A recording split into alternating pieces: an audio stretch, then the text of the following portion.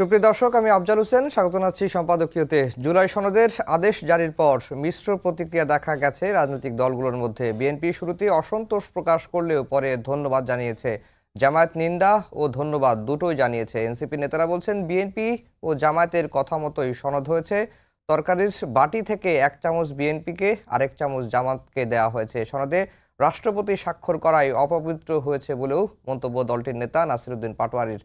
যদিও জুলাই সনদের আদেশ জারিকে স্বাগত জানিয়েছে বেশ কয়েকটি দল। সমসাময়িক নানা বিষয় নিয়ে আমাদের আজকের সম্পাদকীয় জুলাই সনদ ধন্যবাদ বনাম নিন্দা। আর এসব নিয়ে কথা বলতে আমাদের স্টুডিওতে উপস্থিত আছেন মাসুদ কামাল, সিনিয়র সাংবাদিক, এবং ব্যারিস্টার ASM শাহরিয়ার কবির, আইনজীবী, সুপ্রিম কোর্ট। দর্শক, আপনারা এই আলোচনায় অংশ নিতে পারেন, এজন্য আপনাদের ফোন করতে হবে টেলিভিশনে দেখানো নম্বরে। এছাড়া ফেসবুকের মাধ্যমেও আপনাদের মন্তব্য পাঠাতে পারেন। আলোচনার শুরুতেই জানিয়ে দেব এখনকার প্রধান শিরোনামগুলো।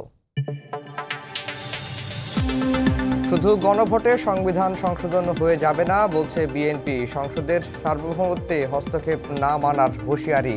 একটি গোষ্ঠীর বিরুদ্ধে ভোট বানচালে ষড়যন্ত্রের অভিযোগ। প্রধান উপদেষ্টার ভাষণে গুরুত্ব পেয়েছে একটি বিশেষ দলের স্বার্থ বলছে জামায়াত। 3 উপদেষ্টার পদত্যাগ দাবি। সনদের অস্পষ্টতা নিয়ে সরকারের ব্যাখ্যা চায় এনসিপি।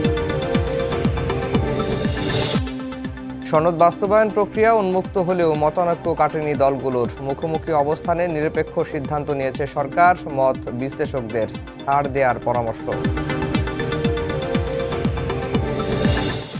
কার্যক্রম ও নিবন্ধন স্থগিত হওয়ায় নির্বাচনে অংশ নিতে পারবে না আওয়ামী লীগ। ব্রিটিশ মন্ত্রীর সঙ্গে বৈঠকে প্রধান উপদেষ্টা। অন্তর্ভুক্তিমূলক ভোট করার অঙ্গীকার। এবং মোহাম্মদপুরের জেনেভা ক্যাম্পে হাতবোমা তৈরির কারখানার সন্ধান। 35টি ককটেল ও বিপুল পরিমাণ সরঞ্জাম জব্দ। পরিত্যক্ত বাড়িতে দীর্ঘদিন ধরে চলছিল কার্যক্রম।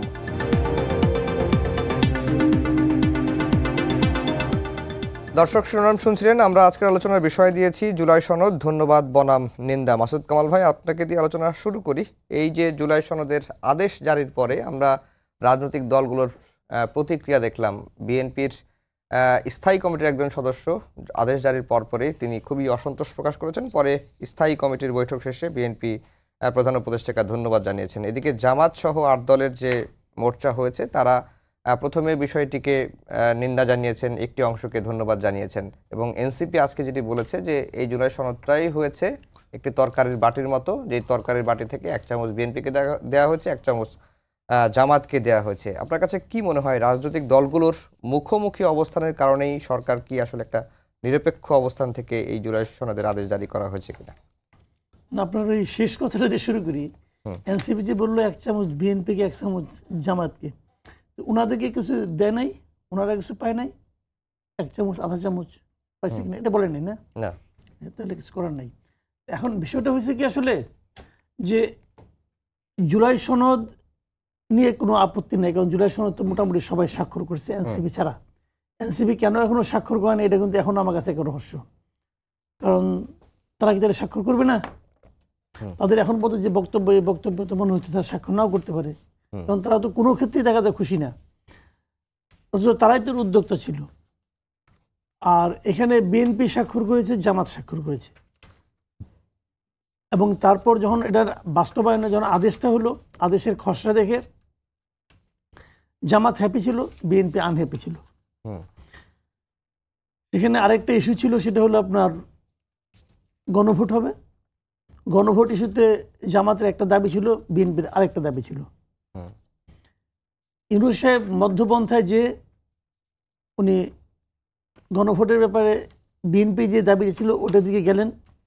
আর জামাতের একটা বড় প্রাপ্তি, যেটা মানে আপনার বড় যেটা দাবি ছিল যে উচ্চ কক্ষে পিয়ার পদ্ধতি, ওটা জামাতকে উনি দিয়েছেন এভাবে। তো এটা আসলে একভাবে কিন্তু মানে নির্বাচনের স্বার্থে, মানে দেখেন জুলাই সনদ তো হয়ে গেছে ভাই, হওয়ার পরে এখন এটা কীভাবে বাস্তবায়ন হবে এটা নিয়ে নানা ধরনের জটিলতা। এই জটিলতাটা না হলে ভালো হতো। জটিলতাটা যতটুকু হয়েছে, এটা হয়েছে জাতীয় ঐক্যমত্য কমিশনে যারা ছিলেন, আলী রিয়াজ সাহেবরা, ওনাদের কারণে, ওনাদের কিছু ফাজলামোর কারণে এটা হয়েছে আর কি। তো সেই সমস্যাটা সরকার পাকিয়েছিল, সমস্যাটা কিন্তু সরকার তৈরি করছিল, ক্রাইসিসটা সরকার সেটা সমাধান করলো। নিজেরাই ক্রাইসিস ক্রিয়েট করেছে, নিজেরাই এটা সলিউশন দেওয়ার চেষ্টা করেছে। আচ্ছা, এখন জামাত এবং বিএনপি উভয়ে কিন্তু কেউ কিন্তু এটাকে প্রত্যাখ্যান করবে না, এনার ভাষণটাকে। কেন প্রত্যাখ্যান করবে না? কারণ উভয়েরই লক্ষ্য এখন নির্বাচন। জামায়াত এবং বিএনপি দুইজনই আশা করছে যে এই নির্বাচন তারা ভালো করবে, যেটা আগে জামাত আশা করতো না, কিন্তু ইদানিং তারা এটা করে। তারা মনে করে এই নির্বাচনে তারা ভালো করবে। বিএনপি তো আগের থেকে আশা করে, তো দুজনেই ভালো করবে। যারা নির্বাচনে ভালো করবে তারা নির্বাচন পর্যন্ত যেতে চায়, আর যাদের নির্বাচন নিয়ে কোনো আশা নাই তারা এগুলো বলবে। যেমন এনসিপি বলতেছে, তারা এটা চুলচেরা বিশ্লেষণ করতেছে, এটা হয় না ওটা হয় নাই। এখানে কিন্তু জামাতও কিছু পেয়েছে, কিছু হারিয়েছে, বিএনপিও কিছু পেয়েছে, কিছু হারিয়েছে। বাট আমার কথাটা হলো কি, এই পাওয়া এবং হারানোর দরকারটা কি? কারণ এটা হলো জনগণের জন্য কিন্তু একটা বিষম ধাঁধা। এটা একটা মানে ওনারা কি পাইছেন, ওনাদের হলো কি ইলেকশন হবে, আমরা এমপি হব, মন্ত্রী হব, সরকারে যাবো, এটা ওনাদের হিসাব। এই জন্য ওনারা খুশি কি অখুশি এটা ওনাদের ব্যাপার, এটা আমাদের রাজনৈতিক ব্যাপার। ওটার সঙ্গে তো আমার কোনো সম্পর্ক নাই। আমি সাধারণ মানুষের মতো করে ভাবি, এখানে আমার কি লাভ হলো? আমার কিছু লাভ হয় নাই। বরঞ্চ আমার জন্য একটা জিগজ্যাগ পাজল ঠিক করা হয়েছে। যে গণভোটটা করা হবে, হ্যাঁ অথবা না উত্তর দিতে হবে। প্রশ্ন আমার 4টা। ওই 4টার মধ্যে আমি একটা গ্রহণ করব, একটা বর্জন করবো, তা কিন্তু পারবো না। আমি হ্যাঁ বলা মানে 4টাই গ্রহণ করা, আর না বলা মানে 4টাই বাতিল করে দেওয়া। হিসাবটা কিন্তু সিম্পল একদম। তো এটা তো আমি রাজি না। এটা হলো আমার 1 নম্বর পয়েন্ট। 2 নম্বর পয়েন্ট হলো আমার আরও কিছু পয়েন্ট আছে, আমি ডিটেল এরপর যখন চান্স পাবো তখন যদি পাই বলবো আমি। আরেকটা বিষয় হলো এই যে 4টা পয়েন্ট, এই 4টা পয়েন্ট আপনি আমাকে, আমি এটা 3বার পড়ছি, খুব মন দিয়ে পড়ছি। আমাকে আপনি বলতে পারেন, বলতে পারবো না। মানে বিষয়গুলো এত জটিল যে এটা হলো, ভাষাটা কিন্তু সাধারণ মানুষের ভাষা না, সাংবিধানিক ভাষাটা নিয়ে এখন প্রয়োগ করছি। তারপরে ধরলাম আমি নয় পড়তে পারি, আমি পড়লাম। এই দেশের বিবিএস এর হিসাব দেখেন, শিক্ষার হার কত? 77.9%। ধরেন 78 ধরলাম। 22% লোক আমাদের এখানে অক্ষর জ্ঞান নাই, মানে সিগনেচার। এই 78 মানে কি খুব ভালো পড়তে পারে, তারা সাইনটা করতে পারে। আচ্ছা, এর মধ্যে আপনি ধরে রাখেন 10% পড়তে পারে না। তো ধরলাম ওইটা বাদ দেন, ধরলাম আমি খুব কনজারভেটিভ হিসাব করি 22% লোক। 22% লোক এদেশের লেখাপড়াই জানে না, পড়তেও পারে না, লিখতেও পারে না। তো এই লোকগুলো এটা কি বুঝবে? তারা কি এটা পড়তে পারবে না? তাহলে তারাও তো হ্যাঁ না ভোট দিবে, না বুঝে দিবে। বলবে তারা ভোট দেয় কেমন করে? তারা তো ভোট দেয় মার্কা দেখা। এখানে তার মার্কা নাই, এখানে মার্কা নাই। তাহলে সে হা নাটা কিভাবে দিবে? সে তো জানেই না সে কিসের মধ্যে হা দিচ্ছে, কিসের মধ্যে না দিচ্ছে।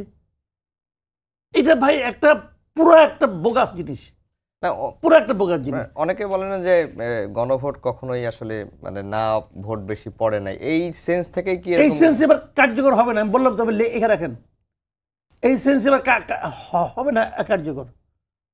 গণভোটটা যেভাবে হয় আসলে সাধারণত বাংলাদেশে 3টা গণভোট হয়েছে। প্রথম 2টা বাদ রাখেন, প্রথম 2টা কোনো গণভোটে উনি আইনজীবী আছেন, উনি আরো ভালো বলতে পারবেন গণভোটটা হয় কিভাবে।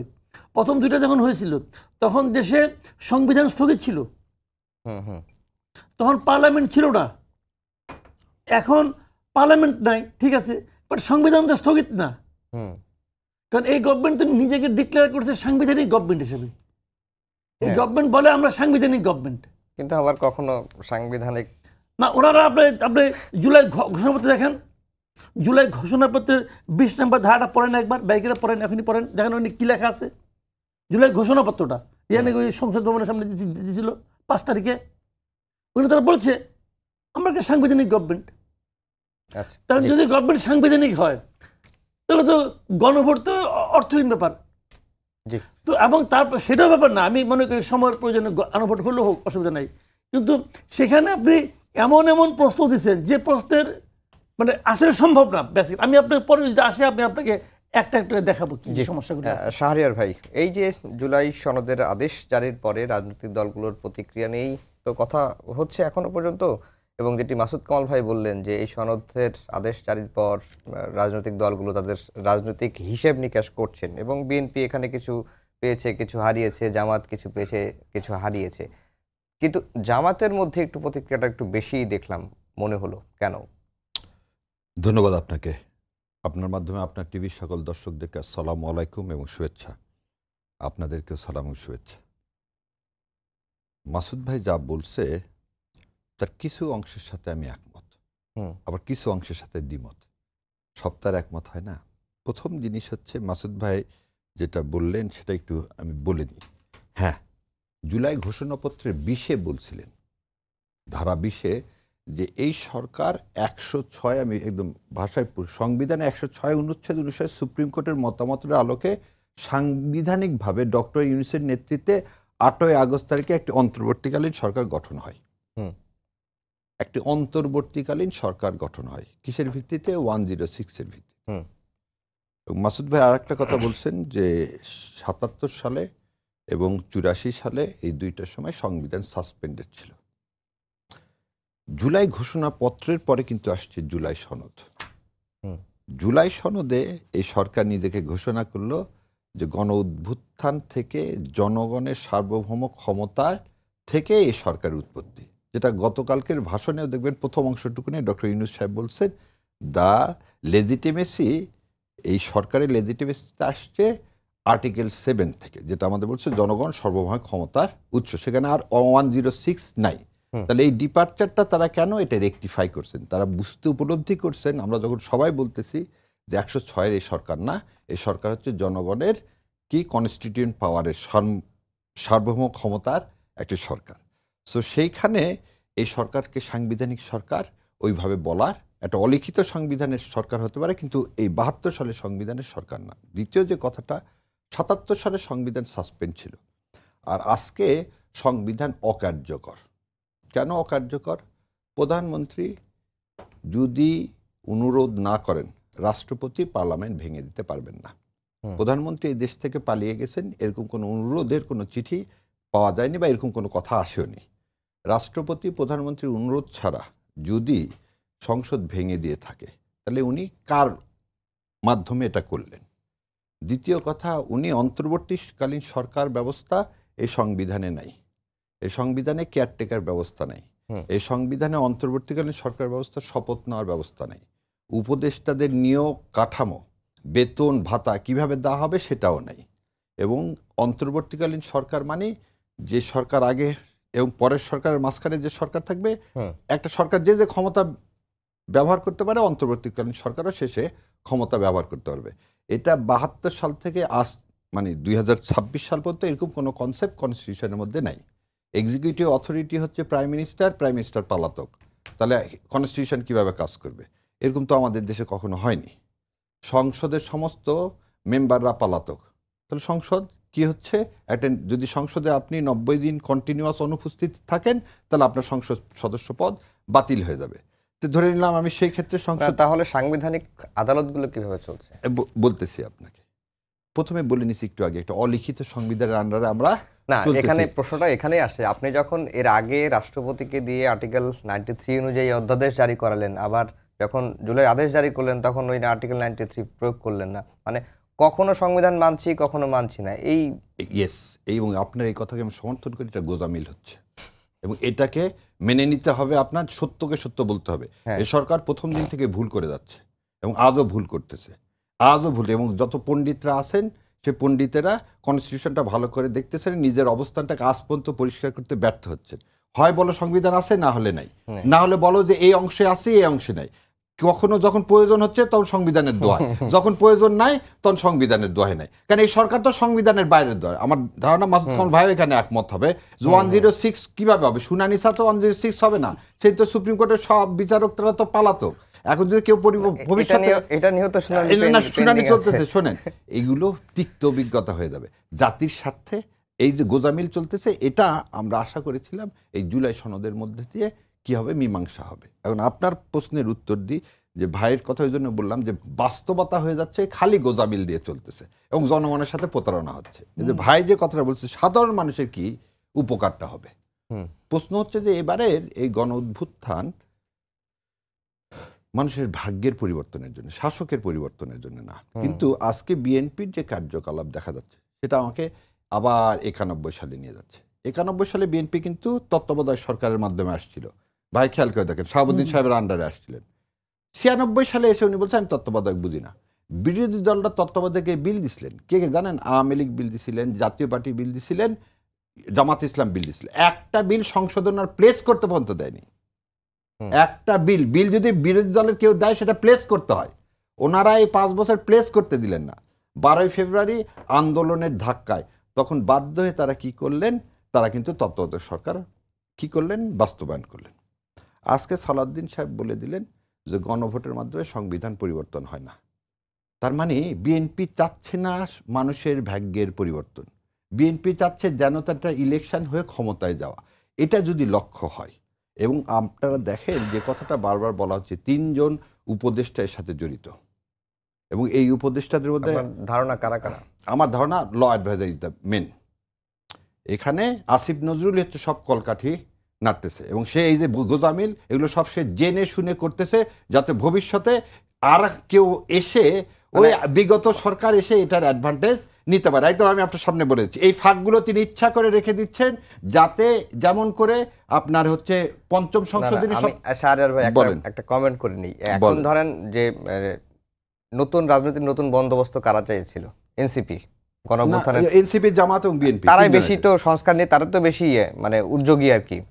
এখন কোনো কিছু হলেই মানে কোনো কিছু সরকার ব্যর্থ হলে আমরা এনসিপি দায় দিয়ে দিই। আবার এমনও হয়েছে যে সরকারের কোনো কিছু পছন্দ হচ্ছে না, আমরা আসিফ নজরুলের দিকে দিয়ে দিলাম। কিন্তু এই জুলাই আদেশের জারিটা তো উপদেষ্টা পরিষদেই সিদ্ধান্ত হয়েছে, খালি আসিফ নজরুল। আপনাকে একটা বলি, ভাইও ভালো জানবেন, ক্লাস নেওয়া, পড়ানা টেক্সট বুক থেকে আর মামলা করানোর মধ্যে আকাশ পাতাল 100%। প্র্যাকটিস যারা করে, শোনেন, তত্ত্বাবধায়ক সরকারের বিল তৈরি করে দিয়েছিল সৈয়দ ইশতিয়াক সাহেব, ডক্টর কামাল হোসেনরা। তারা তখন কিন্তু যে বলবো না, ঢাকা ইউনিভার্সিটির সমস্ত টিচার সম্মানিত টিচার, কিন্তু টিচারদের নিয়ে এসে কিন্তু করা নয়, কারণ দে নোজ হাউ টু অ্যাপ্লিকেট ইট। আজকে আপনি আমাকে বলেন ঐক্যমত কমিশনের মধ্যে প্র্যাকটিসিং লয়ার কে আছে? একজনও নাই। এই আসিফ নজরুল সাহেব সমস্ত কমপ্লিকেসি করতেছে, একটা অনেস্ট বয়ান এখন পর্যন্ত দেখ না কেন যে সে ইন্ডিয়ার পরামর্শ ছাড়া এটা করতেছে। এই ফাঁকগুলো উনি রাখলেন কেন? উনি তো জানে যে এটা চ্যালেঞ্জ করলে থাকবে না, উনি এটা জানে যে চ্যালেঞ্জ করলে থাকবে না। আজকে যে জামাতের আমির সাহেব বললেন যে একটা দলের দিকে ঢেলে পড়া হচ্ছে, বাংলাদেশের মহামান্য অ্যাটর্নি জেনারেল সাহেব কোন দলের, ডেপুটি অ্যাটর্নি জেনারেলরা কোন দলের, অ্যাডিশনাল অ্যাটর্নি জেনারেলরা কোন দলের, আপনি বাংলাদেশের 64টা জেলায় পিপিজিপি কোন দলের, আপনি আজকে যে ডিসি চেঞ্জ করতেছেন, আপনি 2টা-4টা করে চেঞ্জ করতেছেন কেন? এটা তো চেঞ্জ করবে নির্বাচন কমিশন, আপনার কাজ না তো। আপনি তফসিল ঘোষণা করার পরে সমস্ত মাঠ প্রশাসন তৈরি করবেন নির্বাচন কমিশন। আপনি এগুলো করতেছেন কেন? আপনি সরকারের ইচ্ছাকৃতভাবে লেজিটিমেসি নষ্ট করতে যাচ্ছেন। সেজন্যই এই ডক্টর মোহাম্মদ তাহের বলতেছে, ষড়যন্ত্র করে আপনি ভারতের দালালি ছাড়েন, এদেশের মানুষ সেটা মেনে নেবেন। আপনি এনসিপির কথা বলছেন, সেই এনসিপিও কিন্তু বলছে আসিফ নজরুল হচ্ছে মেন কালপিট। আসিফ নজরুল এই জাতিকে একটা অনিশ্চয়তার দিকে নিয়ে যাচ্ছে। আসিফ নজরুল এই জাতির এই যে আমাদের জুলাই সনদ, আমি বলবো পবিত্র জুলাই সনদ, 53 বছরের যেটা সমস্ত রাজনৈতিক দল করতে পারেনি, সেখানে সাইন করার পরে আরও একটা তাজ্জব কথা দেখেন, জুলাই সনদের চেয়ারম্যানকে ডক্টর মোহাম্মদ ইউনূস, তত্ত্বাবধায়ক সরকারের প্রধানকে ডক্টর মোহাম্মদ ইউনূস। এটা কিভাবে সম্ভব? আলী রিয়াজ সাহেব suppose two B the chairman, উনি ওনার সুপারিশ দিবেন। ওনার সুপারিশ মানে কি? ইউনূস সাহেব নিজের সুপারিশ কি নিজের কাছে দিব নাকি আমি? What is the joke? এটা একটা ফার্স্ট পুরো জাতির সাথে। এটা না, আপনি আমাকে বলেন যে এইগুলো কাজ করছে কে? আসিফ নজরুল। এই কথাগুলো আগে তো বলেন না। না কি আমরা তো বলছি রে ভাই, এই কথাগুলো আমি মাসুদ কামাল ভাইয়ের মুখ থেকে শুনছি। না, আপনাকে বলতেছে এগুলো বলা হয়েছে যে আজকে বললো না, সব সময় শোনেন, সব সময় প্রধান উপদেষ্টাকে বলা হচ্ছে বিতর্কিত যাতে না হয়, একটা ইলেকশন যাতে হয় এবং উৎসব মুখর পরিবেশে নিউট্রাল ইলেকশন হয়। সেটাতে এখন যেভাবে হোক এই নিউট্রাল ইলেকশনকে ভন্ডুল করতে হবে। এটা আসিফ নজরুলের আমার ধারণা, তার হচ্ছে প্রোপাগান্ডা। মাসুদ কামাল ভাই, আজকে জামাতের যে নায়েবে আমির আব্দুল্লাহ মোহাম্মদ তাহের 3 জন উপদেষ্টার বিষয়ে আপত্তি জানিয়েছেন, তাদের অপসারণ দাবি করেছেন এবং তারা প্রধান উপদেষ্টার কাছে নামও পাঠাবেন, এমন কথাও তিনি বলেছেন। এবং শাহরিয়ার ভাই একজনের নাম বললেন, আপনার কি ধারণা আর 2 জন কারা হইতে পারে? আমার কোনো ধারণা নেই। শাহরিয়ার ভাই যেটা বলছেন, দেখেন উনি কিন্তু আমার মানে ভালো লাগছে না কথাগুলো আমাকে আজকে, যে উনি এমনিও লজিক দিয়ে কথা বলেন সবসময়। মানে এটা যে প্রবলেমগুলো যে উনি বলেন না যে গোজামিল দিয়ে চলছে, রিয়েলি তাই। আপনি হয় সংবিধানকে স্থগিত, ভাই কিচ্ছু তো না, একটা ঘোষণা দিল সংবিধান স্থগিত, শেষ। তারপর যা ইচ্ছা তা করেন, কেউ আপনাকে না করবে? আপনি সংবিধান রাখবেন, আপনাকে সাংবিধানিক সরকার হইতে হবে। কেন রে ভাই? আপনি যে সাংবিধানিক সরকার হবেন, আপনি কি কোনো একটা কাজ সংবিধান অনুযায়ী করতেছেন না পারতেছেন? তাহলে আপনাকে সাংবিধানিক সরকার হতে হবে কেন? আর ওইটা হলে আপনার লাভটা কি? আবার আপনি প্রেসিডেন্টকে মানবেন, আবার বলবেন যে না আপনি আদেশ জারি করতে পারবেন না। এটা কি মগের মুল্লুক নাকি? দেশটা কি এখন মগের মুল্লুকে চলতেছে? মানে যা ইচ্ছা তাই করবেন আপনি, এটা তো হয় না। এবং এই যা ইচ্ছা তাই করতেছেন যে প্রত্যেকটা জিনিস, আচ্ছা দেশকে সারা জীবন এরকম চলবে? একটা গভর্নমেন্ট আসবে না, একটা ইলেকটেড গভর্নমেন্ট তো আসবে, তখন যে যদি একজনকে মামলা করে দেয়, এই মামলা হবে না? এই প্রত্যেকের লোক তো সংবিধান অলঙ্ঘনে এই করবে, আটকাবে। মাথায় কিছু আছে? না, আর দেখেন আমি একটা কথা বলি আপনাকে, দেখেন কতগুলি কথা বলি। এই যে আপনার উনিকে আর দুইজনকে আমি বলতে পারবো না, আমি যাই না, কিন্তু হয়ে লাভ কি? কিচ্ছু হবে না। না না, এটা আমরা অ্যাজাম্পশন থেকে বলছি, কারণ এনসিপি তো এদের নামে, এনার নামে বলছে, সেই জন্য আমি যাই নাকি, আমি বলতে পারবো না। আবার এই বিএনপি তো 3 জনের নাম দিয়েছিল আগে, পরে তারপর 3 জনের সঙ্গে মিটিংও করে, এটা কি বুঝবো? আবার একজনের নাকি সিট দিব না। এবং আমি একটা কথা বলি ভাই আপনাকে, এর মধ্যে 3 জনের নাম কি জন্য আপনি দিবেন না? যদি কেউ অন্যায় করে থাকে, তার তো এই আজকে থেকে সে চেয়ারে বসার লেজিটিমেসি চলে গেল। আপনি কেন এটা প্রকার, আমি এটা ডক্টর মোহাম্মদ তাহেরকে সম্মানের সাথে বলতেছি, এই খেলাটাও বন্ধ করতে হবে। নাম দিয়ে দেবো, আপনি নাম বলে তাদের অপসারণ করে, তাদের লেজিটিমেসি তো নাই, তারা তো রাষ্ট্রের বিরুদ্ধে ষড়যন্ত্র করতেছে। তারা কিভাবে এই জনগণের সরকার যদি হয়ে থাকে, জনগণ যদি তার সমর্থন তুলে থাকে, তাই সে কিভাবে থাকবে? আমি এই জিনিসটা একদম পছন্দ করি না। ওই যে আমার কাছে নাম আসছে, আমি পরে বলবো। কেন ভাই পরে বলবেন কেন? বার্গেন করবেন? এই নাহিদ ইসলাম বলছিল একবার যে আমি অনেকে খুঁজতেছে, হ্যাঁ আমার কাছে সব নাম বলে, এখনো তো সে নাম বলতে পারে নাই। তার মানে যেহেতু নাম বলতে পারে নাই, আমি ধরে নিয়েছি ওটা সে হাওয়ার উপরে মারছিল। বোগাস একটা পলিটিক্যাল পার্টির চিফ এই ধরনের, মানে আপনি এই কথা বায়ু কথা বলতে পারে? আবার মনে আছে আপনার আরেকজন ছিল এক সচিব, সাবেক সচিব সাত্তার সাহেব, উনি আবার খালেদা জিয়ার নাকি পিএস ছিলেন নাকি ছিলেন, উনি বলতেছেন ওনার কাছে নাকি 9 জন 8 জন উপদেষ্টার অপকর্মের দুর্নীতি রিপোর্ট আছে। দুর্নীতি রিপোর্ট আছে, ওই রিপোর্ট কি করছে সে? ওটা নিয়ে বসে রয়েছে না বার্গেন করছে? মাঝখানে একটা ছোট্ট একটু, আমার তো মনে হয় ওই ভদ্রলোক হয় ধমক খাইছে আর মাল খাইছে। এই আব্দুল্লাহ না, আমি তা তো তাহের ভাই বলছে যে 3 জনের নাম আমরা প্রধান উপদেষ্টার কাছে দিয়ে দিছি, সো দেয়ার ইজ ওপেন দেয়ার। কিন্তু শাহরিয়ার ভাই, এই তাহের ভাই কিন্তু একদিন একটা প্রোগ্রামে গিয়ে কুমিল্লায় বলেছিলেন যে কয়েকজন উপদেষ্টা তাদের বাসায় গিয়ে বসে থাকে এবং সকালে নাস্তা করি তাদের সাথে, তিনি তো বলছিলেন। এটা অন্য প্রসঙ্গে বলছিল, ওটা বলছিলেন যে উপদেষ্টাদের সাথে, উপদেষ্টারা তো আমরা সবাই সিলেক্ট করছি ভাই সেদিন, এই সরকারটা সিলেক্ট করছে পলিটিক্যাল পার্টিটাই, বঙ্গভবনে বসে থেকে প্রেসিডেন্ট তো আর সিলেক্ট করেনি, সিলেক্ট করছে তো এই সব রাজনৈতিক দলগুলো মিলেই। এবং ইউনূস সাহেবের কথাটা কি নাহিদ রায় তো বলছেন, ইউনূস সাহেব তো ছিলেন না দেশে, তাকে দেশে আনা না, তত্ত্বাবধায়ক সরকার প্রধান করতে তো ইউনূস সাহেবকে তো তারাই করছেন। আমাদের কথা সেটা নয়, গভর্নমেন্ট যে হোক, ভাইয়ের সাথে আমার সাথে, আপনি 3 জনই সাধারণ নাগরিক না? আমাদের তো ভাগ্যের পরিবর্তন লাগবে রে ভাই। এবং আর একটা কথা ভাই যেটা বললেন যে এই শিক্ষিতের হার, শোনেন 77 সালে ছিল 29%, আজকে তো 77%, আর 77 সালে ছিল 29.2% শিক্ষিতের হার। এবং জিয়াউর রহমান সাহেবের ইয়াতেও ছিল 4টা, কি জেনারেল জিয়াউর রহমান অনুস্মৃতি বাঙালি কোনো লোক বোঝে নাকি? নীতি ও কর্মপন্থা সময়ের আপনার আস্থা আছে কিনা, এখানে তো মার্কা নাই ভাই। সো মার্কা ছাড়া ভোট হয়েছে, অতএব মানুষ ওই বিষয়টা দাঁড়াইছে যে জিয়াউর রহমানের প্রতি আপনাদের আস্থা আছে কিনা, এইটুকু মিনিংটা দাঁড়াইছে। তার 19 দফা, কিন্তু হ্যাঁ, তার 19 দফা। কিন্তু এই যে 4টা প্রশ্ন দেওয়া হয়েছে, 4টা প্রশ্ন তো আসলে মানে এই সরকার যদি প্রশ্নটা এরকম হতো যে ডক্টর মোহাম্মদ ইউনূসের যে ঐক্যমত্য কমিশন হয়েছে এটার উপর আস্থা আছে কিনা, তাহলে মানুষ একটা ওই যেটা এখানে আবার কথা, এই ফর্মুলেটটা আপনি চেঞ্জ করতে পারেন কিভাবে ভাই? আপনি বললেন কিভাবে আপনি সুপারিশ করেন, কে সুপারিশ করবে? ঐক্যমত কমিশন সুপারিশ করলো, সেই সুপারিশ আপনি একসেপ্ট করবেন, না হলে একসেপ্ট করবেন না, না হলে রাজনৈতিক দলের সাথে বসে, কারণ ওর টাইম তো শেষ। ইউনূস সাহেব কি একা এটা করতে পারেন? It is a illegal act. আমার কথা হচ্ছে এই যে এই তুমি 4টাকে নিয়ে আসলেন, 4টার পাশে কি হানা দিলেন? কয়ের পাশে হানা আছে, ক্ষয়ের পাশে হানা আছে, গয়ের পাশে হানা আছে, ঘয়ের পাশে আছে না, তাহলে এটা জোক না।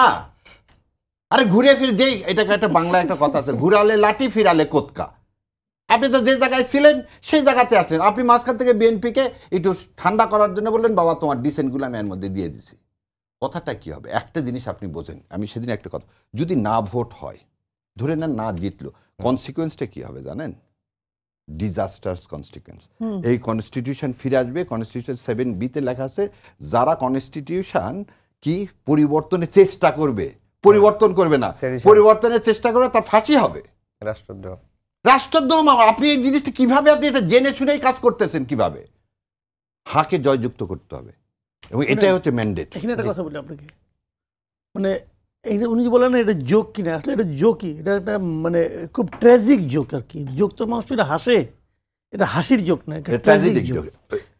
আপনি দেখেন, আমি একটা কথা বলি আপনাকে, এই যে চারটা পয়েন্টের মধ্যে ধরেন আমি উনি যেটা বলেন যদি আলাদা আলাদা হয়তো এক কথা ছিল, সবগুলো তো একটা প্যাকেজ। এখন আমি একটা উদাহরণ দেবো। ধরেন একটা টেবিলের মধ্যে এক গ্লাস দুধ আছে, কয়েকটা ফল আছে, খেজুর আছে, একটু জমজমের পানিও আছে, আর এক বোতল মদ আছে। সবগুলো বলে প্যাকেজ। আপনি কি করবেন? এখন আপনি যে বলেন না আমি তো মদ দিব না, না ভাই তোমার এই প্যাকেজ দিয়ে তুমি বলো নিবা কি নিবা না। এখন যদি আপনি মদ না করেন তাহলে দুধ পাবেন না, ফল পাচ্ছেন না, জমজমের পানি পাচ্ছেন না। হ্যাঁ, আর যদি আপনি দুধকে দুধ মনে করে বলেন তাহলে আপনার মদ দিতে হবো না। ওটা ওই যে 1 মণ দুধের মধ্যে 1 ফোঁটা সোনা, তাহলে এটা হয় না, এভাবে হয় না। এগুলো কি আর মাথায় আসে নাই? মাথায় আসছে। তাহলে আমি বলি একটা খারাপ কথা বলি, এটা বলে তো বলবেন যে মাসুদ কামাল আছে গেলে আওলা বাজানো, তাহলে আওলা বাজানো তাহলে না। এরা এমন একটা কাজ করতেছে যে কাজটার কারণে যদি আগামীতে কোনো গণতান্ত্রিক সরকার আসে তার পক্ষে দেশ চালানো কঠিন হয়ে যাবে এবং ইলেকশনটা যেন অনিশ্চিত হয়ে যায়। এই হলো মূল লক্ষ্য। এবং এই কামটা আলী রিয়াজ সাহেব সুচারুভাবে করতে পারছে বলেই ওনার প্রমোশন হয়েছে, কারণ উপদেষ্টা হয়ে গেছে সে। কথা হচ্ছে এটা তো ল মিনিস্ট্রি থেকে ড্রাফট করা। আলী রিয়াজ সাহেব সুপারিশ করছে, তারপর তো এটা ফাইনালাইজ করছে ল মিনিস্ট্রি থেকে। তো ল মিনিস্ট্রিতে কোন বেকুব আছে এই কাজটা করলেন? কার মতামত নিলেন? কয়জন সিনিয়র আইনজীবীর মতামত? আচ্ছা, আমি একটা কথা বলি, এক নাম্বার আমি একটা ধারাটাই বলি। এক নাম্বার যে এইটা, এক নাম্বার যে প্রস্তাবটা, 4টে প্রস্তাবের প্রথম প্রস্তাবটা, ওখানে কি বলা হয়েছে যে ওখানে তত্ত্বাবধায়ক সরকার, নির্বাচন কমিশন এবং অন্যান্য সাংবিধানিক যে পদগুলো আছে সেই পদগুলো নির্বাচন যেভাবে জুলাই সনদে আছে এটাকে আপনি অনুমোদন করতেছেন। আচ্ছা, আমি তত্ত্বাবধায়ক সরকার নির্বাচন কমিশন বাদ রাখলাম, ওটা ঠিকই আছে, ওটা আমার কোনো আপত্তি নেই। আচ্ছা, নির্বাচন কমিশন কি বলে, হ্যাঁ নির্বাচন কমিশন। আচ্ছা, অন্যান্য যে সাংবিধানিক পদগুলো আছে এগুলি নিয়ে তো প্রত্যেকটার মধ্যে তো নোট অফ ডিসেন্ট আছে। নেপাল নোট অফ ডিসেন্ট আছে, আপনার অডিটর জেনারেল ডিসেন্ট আছে, দুদকের ডিসেন্ট আছে, পিএসসির চেয়ারম্যান, পিএসসি মেম্বার যারা এটাতে ডিসেন্ট আছে, নোট অফ ডিসেন্ট আছে। চিফ জাস্টিসের ক্ষেত্রে নোট অফ ডিসেন্ট। আচ্ছা, এইরকম নোট অফ ডিসেন্ট আছে কেন? এটা দেখেন না, পড়ে দেখেন। আমি পড়ছি, পরে আমি খামোশ হয়ে গেছি রে ভাই, এটা কি বলে নোট অফ ডিসেন্ট? আমি বলি আপনাকে, আপনি যে পিএসসি চেয়ারম্যান বানাবেন, ওটা বানাতে গেলে 7 জন একটা কমিটি করবে। ওই 7 জন কমিটির মধ্যে 3 জন আসবে ভার্চুয়ালি সরকারি দল থেকে, আর 4 জন আসবে বেসরকারি দল থেকে, মানে বিরোধী দল থেকে। এমনকি আপনি যে দুদক বানাবেন, দুদকের মধ্যে 7 জনের কমিটি, সরকারি দল থেকে 1 জন, নিরপেক্ষ হিসাবে এই প্রধান বিচারপতি, তারপরে আপনার অ্যাটর্নি আপনার এই যে অ্যাপিলেট ডিভিশনের একজন জাজ এবং প্রেসিডেন্ট, এই 3 জনকে মনোনয়ন দেবে। তো ওই 3টাকে আপনি ধরে নেন নিরপেক্ষ। হ্যাঁ, তাহলে 3 জন নিরপেক্ষ, আর 3 জন হলো কি আপনার বিরোধী দলের। তাহলে অবস্থাটা এমন দাঁড়াইছে, যদি আপনি ফার্স্ট হন দৌড়ে তাহলে আপনি পাবেন রৌপ্য পদক, আর যদি সেকেন্ড হন তাহলে পাবেন স্বর্ণ পদক। এরকম না? আপনি আমাকে বলেন রে ভাই, সরকারি দল দিবে একজন, সরকারি দলে 1 জন লোক ঠিক করে থাকবে ওখানে, আর 6 জন থাকবে অন্য দল থেকে, 3 জন নিরপেক্ষ, আর 3 জন হলো গিয়ে বিরোধী দলের। দেখেন, এই বিরোধী দল কি কোনো কাজ করতে দিবে? মাসুদ ভাই যে কথাটা দেখেন, আজকে কেন আমি করুণ, এটা শেক্সপিয়ারের সেই ইয়ার মতো, রোমিও জুলিয়েটের মতো করুণ হয়ে যাচ্ছে কেন? জুলাই সনদে আপনি সাইন করলেন, ভাইয়ের ওই কথাগুলোকে আমি সব বাদ দিয়ে দিলাম, কারণ এটা সাইন করছেন, it is admitted fact with the dissent. সব দলের ডিসেন্টগুলো বাদ দেন। আপনি তো কথা হচ্ছে বাস্তবায়ন নিয়ে। প্রথম থেকে কিন্তু এনসিপি কেন সাইন করেনি? লিগ্যাল বেসিস না ছাড়া। কারণ আমরা আগে দেখছি 3 দলীয় রূপরেখা হয়নি, সর্বদলীয় ছাত্র ঐক্যের হয়নি, কখনো পলিটিক্যাল পার্টি যে ম্যানিফেস্টো দেয় সেই ম্যানিফেস্টো অনুযায়ী কখনোই কাজ করে না। তার মানে জাতির সাথে সবসময় প্রতারণা হয়। সেই প্রতারণা রক্ষা করার জন্য তো সাইন করলাম। এখন এক্সিকিউশনে যে এসে আপনি এই মেল প্র্যাকটিসগুলো করতেছেন কেন? আমরা বলছি তো সরকারের কাছে, সরকার বললো না 1 চামচ জামাতকে ইসলামকে দিছে, 1 চামচ বিএনপিকে দিছে।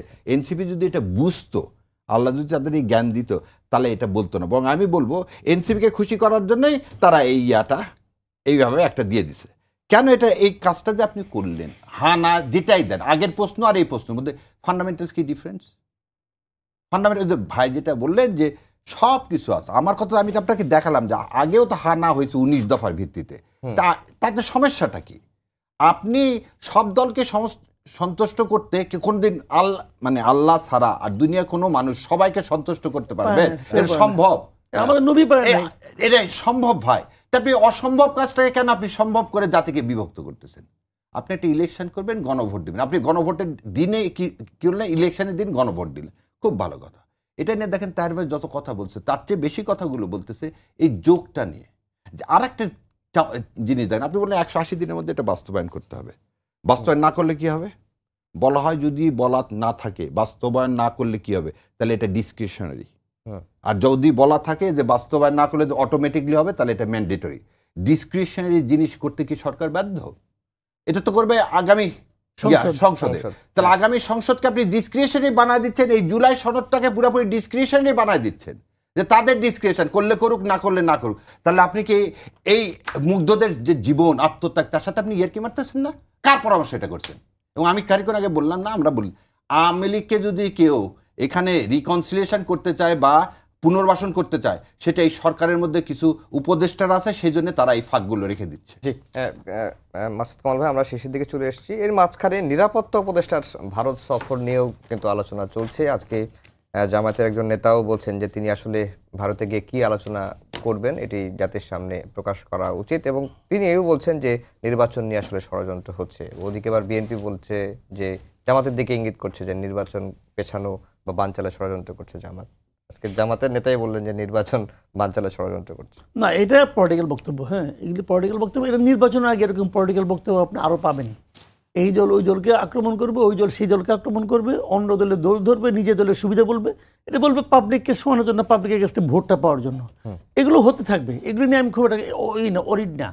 তবে আমি যেটা বলতে চাচ্ছি সেটা হলো গিয়ে যে হ্যাঁ, ভালো আর মন্দ আপনি চান আর না চান, বিশ্বাস করেন আর না করেন, এই দেশের সাধারণ মানুষের মধ্যে কিন্তু একটা এন্টি ইন্ডিয়ান সেন্টিমেন্ট ভাই আছে। এটা উচিত অনুচিত কিন্তু আলাপ করেছেন আমি, আছে যেটা বাস্তবতা, রিয়েলিটি। তো এই সময়ে উপদেষ্টা সাহেব কেন গেলেন আমি বুঝলাম না। এটা খুব প্রয়োজনীয় কিছু ছিল?